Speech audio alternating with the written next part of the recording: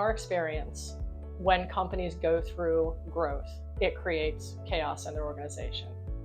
That's very hard to avoid, but it is easy to plan for and make it go swimmingly. You can survive and thrive in a growth environment if you set yourself up for it. But let's face it, companies fail, and the statistics are staggering.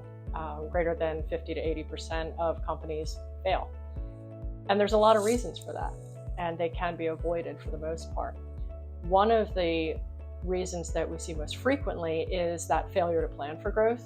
And so you have an organization that just keeps growing for the sake of growth, and it feels great, it's invigorating, but the organization that's sitting behind them, behind that CEO making those growth decisions, is not prepared for growth.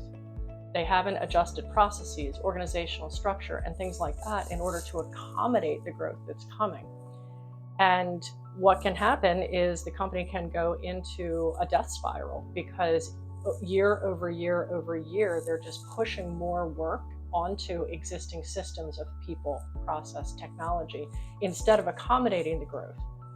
And so ultimately companies can fail. They can fail because the product was wrong. They can fail because they can't get enough customers, or they're getting too many customers and they can't support what they're selling. And all of these things can be avoided. But over time, if they aren't addressed and you don't manage through scale, then what you're doing is you're scraping along year after year, and everybody's miserable.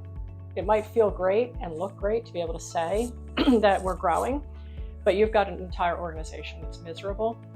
And your other option is to go into that death spiral and ultimately fail because you haven't accommodated and prepared for growth. So what's the answer? The answer is to actually think in advance of the implications and impact of growth on your organization.